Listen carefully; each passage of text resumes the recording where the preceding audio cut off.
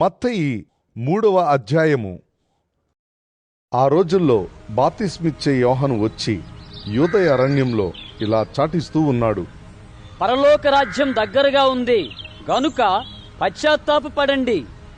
అతని గురించే యెషయా ప్రవక్త మునుపు ఇలా చెప్పాడు. ఎడారిలో ఒకతని స్వరం ఇలా ఘోషిస్తూ ఉంది, ప్రభు కోసం దారి సిద్ధం చేయండి, ఆయన కోసం త్రోవలు తిననివి చేయండి. ఈ యోహాను ఒంటె రోమాల బట్టలు తొడుక్కుని నడుముకు తోలుదట్టి కట్టుకునేవాడు. అతని ఆహారం మిడతలు, అడవితేనె. ప్రజలు జెరూసలేం నుంచి, యూదయ అంతటి నుంచి, యొర్దాను ప్రాంతమంతటి నుంచి యోహాను దగ్గరికి వచ్చారు. తమ పాపాలు ఒప్పుకుంటూ అతని చేత యొర్దాను నదిలో బాప్తిసం పొందుతూ ఉన్నారు. అతడు బాప్తిసమిస్తున్న స్థలానికి చాలామంది పరిసయ్యులు, సద్దుకయ్యులు రావడం చూచినప్పుడు యోహాను వాళ్లతో ఇలా అన్నాడు. ఓ సర్పవంశమా, రాబోయే ఆగ్రహం తప్పించుకుపోండని మిమ్మల్ని హెచ్చరించినదెవరు? పశ్చాత్తాపానికి తగిన ఫలాలు వచ్చేలా చేసుకోండి. అబ్రహాము మా తండ్రి అని భావించుకోకండి. మీతో చెబుతున్నాను గదా, దేవుడి రాళ్లను అబ్రహాము సంతానమయ్యేలా చేయగలడు. ఇప్పటికే గొడ్డలి చెట్ల వేరుకు పెట్టి ఉంది. మంచి పండ్లు కాయని ప్రతి చెట్టును నరికి అగ్నిలో పారవేయడం జరుగుతుంది. పశ్చాత్తాపానికి అనుగుణంగా నేను నేలలో మీకు బాప్తిసం ఇస్తూ ఉన్నాను. కానీ నాకంటే బలప్రభావాలు ఉన్నవాడు నా తర్వాత వస్తున్నాడు. ఆయన చెప్పులు మోయడానికి కూడా నేను తగను. ఆయన దేవుని పవిత్రాత్మలోనూ అగ్నిలోనూ మీకు బాప్తిసం ఇస్తాడు. తన తూర్పారా పట్టే చేట ఆయన చేతిలో ఉంది. ఆయన తన కళ్ళం పూర్తిగా శుభ్రం చేస్తాడు. తన గోధుమల గిడ్డంగిలో పోస్తాడు. పొట్టును ఆరిపోని అగ్నిలో కాల్చివేస్తాడు. ఆ సమయంలో యోహాను చేత బాప్తిసం పొందడానికి యేసు గలిలీ ప్రదేశం నుంచి అతని దగ్గరికి యొర్దానుకు వచ్చాడు. యోహాను ఆయనను అడ్డుపెట్టడానికి ప్రయత్నించాడు. మీ చేత నేను బాప్తిసం పొందవలసిన వాణ్ణి, మీరు నా దగ్గరికి వస్తున్నారా అన్నాడు. ఇప్పుడు ఈ విధంగా జరిగిపోనియ్యి. ధర్మం యావత్తు ఇలా మనం నెరవేర్చడం యుక్తమే అని యేసు అతనికి జవాబిచ్చాడు. అప్పుడు యోహాను ఆయనకు అలా జరగనిచ్చాడు. యేసు బాప్తిసం పొందిన వెంటనే నీళ్లలో నుంచి బయటికి వచ్చాడు. అప్పుడే ఆయనకు ఆకాశం తెరుచుకుంది. దేవుని ఆత్మ ఒక పావురంలాగా దిగివచ్చి తన మీద వాలడం ఆయన చూశాడు. అప్పుడే ఆకాశం నుంచి ఒక స్వరం ఇలా వినిపించింది. ఈయన నా ప్రియ కుమారుడు, ఈయనంటే నాకెంతో ఆనందం. మత్తయి 4వ అధ్యాయము. అప్పుడు యేసును అపనింద పిశాచం వల్ల విషమ పరీక్షలకు గురి కావడానికి దేవుని ఆత్మ అరణ్యంలోకి తీసుకువెళ్ళాడు. అక్కడ యేసు 40 రాత్రింబగళ్ళు ఉపవాసం ఉన్నాడు. ఆ తరువాత ఆయనకు ఆకలి వేసింది. దుష్ప్రేరేపణ చేసేవాడు ఆయన దగ్గరికి వచ్చి ఇలా అన్నాడు.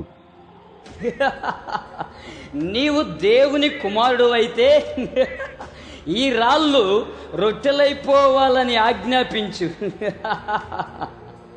అందుకు ఆయన ఇలా జవాబిచ్చాడు. మనిషి ఆహారం వల్ల మాత్రమే బ్రతకడు, కాని దేవుని నోట నుంచి వచ్చే ప్రతి వాక్కు వల్ల బ్రతుకుతాడు అని వ్రాసి ఉంది.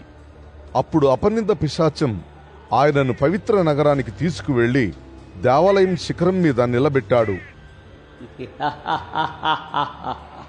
నీవు దేవుని కుమారుడు అయితే క్రిందికి దూకేసేయి. ఎందుకంటే ఇలా రాసి ఉంది, ఆయన తన దూతలకు నిన్ను గురించి ఆజ్ఞాపిస్తాడు, వాళ్ళు నీ పాదానికి రాయి తగలకుండా నిన్ను తమ చేతులలో ఎత్తి పట్టుకుంటారు అని ఆయనతో అన్నాడు. అందుకు యేసు వాడితో ఇలా చెప్పాడు. నీ ప్రభువైన దేవుణ్ణి పరీక్షించకూడదు అని కూడా వ్రాసి ఉంది. ఇంకా అపనింద పిశాచం ఆయనను చాలా ఎత్తైన పర్వతం మీదికి తీసుకువెళ్లి భూలోక రాజ్యాలన్నీ వాటి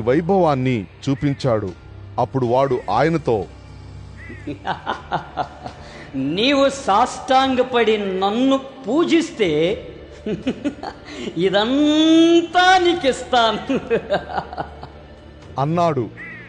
సైతాను, అవతలికి పో. నీ ప్రభువైన దేవుణ్ణి ఆరాధించాలి, ఆయనకు మాత్రమే సేవ చేయాలి అని వ్రాసి ఉంది అని యేసు వాడితో చెప్పాడు. అప్పుడు అపనింద పిశాచం ఆయనను విడిచి వెళ్ళాడు. దేవదూతలు వచ్చి ఆయనకు ఉపచారాలు చేశారు. యోహాను ఖైదు పాలయ్యాడని యేసు విని గలిలీ ప్రదేశానికి తిరిగి వెళ్ళాడు. నజరేతు విడిచి వెళ్లి కపెర్నహూములో నివాసం చేశాడు. అది సరస్సు తీరాన జబులూను, నఫ్తాలి ప్రాంతాలలో ఉంది. యెషయా ప్రవక్త మూలంగా వచ్చిన ఈ వాక్కు నెరవేరేందుకే అది జరిగింది. జెబులూను ప్రదేశం, నఫ్తాలి ప్రదేశం, యోర్దాను నది అవతల సముద్రం వైపు ఉన్న యూదేతరుల గలిలీ రాష్ట్రంలో చీకటిలో ఉన్న ప్రజలకు గొప్ప కాంతి కనిపించింది. చావు నీడ ఉన్న దేశంలో నివసించే వారి మీద వెలుగు ప్రకాశించింది. అప్పటి నుంచి యేసు, పరలోక రాజ్యం దగ్గరగా ఉంది కనుక పశ్చాత్తాపపడండి అంటూ ప్రకటించటం మొదలుపెట్టాడు. యేసు గలిలీ సరస్సు ఒడ్డున నడుస్తూ ఇద్దరు అన్నదమ్ములు సరస్సులో వలవేస్తూ ఉంటే చూశాడు. వారు సీమోను, అతని తోబుట్టువు ఆంద్రేయ. సీమోనును పేతురు అని పిలుస్తారు. వారు చేపలు పట్టేవారు. యేసు వారితో ఇలా అన్నాడు, నా వెంట రండి, మనుషులను పట్టే జాలరులుగా మిమ్మలను చేస్తాను. వెంటనే వారు తమ వలలు విడిచిపెట్టి ఆయన వెంట వెళ్లారు. అక్కడ నుంచి వెళ్లి యేసు ఇంకో ఇద్దరు అన్నదమ్ములను చూశాడు. వారు జెబెదయి కొడుకు యాకోబు, అతడి తోబుట్టువు యోహాను. తమ తండ్రి జెబెదయితో కూడా వారు పడవలో వలలు సిద్ధం చేసుకుంటున్నారు. యేసు వారిని పిలిచాడు. వెంటనే వారు పడవను తమ తండ్రిని విడిచి ఆయన వెంట వెళ్లారు. యేసు గలిలీ ప్రదేశం అంతటా ప్రయాణాలు చేస్తూ వారి సమాజ కేంద్రాలలో ఉపదేశిస్తూ రాజ్య శుభవార్త ప్రకటిస్తూ ఉన్నాడు. ప్రజలలో ప్రతి వ్యాధిని, రోగాన్ని బాగు చేస్తూ ఉన్నాడు. ఆయన కీర్తి సిరియా అంతటా వ్యాపించింది. ప్రజలు రోగులందరినీ, నానా విధాల వ్యాధుల చేత, యాతనల చేత పీడితులైన వారిని, దయ్యాలు పట్టిన వారిని, మూర్ఛ రోగులను, పక్షవాత రోగులను ఆయన దగ్గరకు తీసుకువచ్చారు. ఆయన వారిని బాగు చేశాడు. గలిలీ, దెకపొలి, జెరూసలేం, యోదయ, యోర్దానుకు అవతలి ప్రదేశం, ఈ స్థలాల నుంచి పెద్ద జనసమూహాలు ఆయన వెంట వెళ్లారు.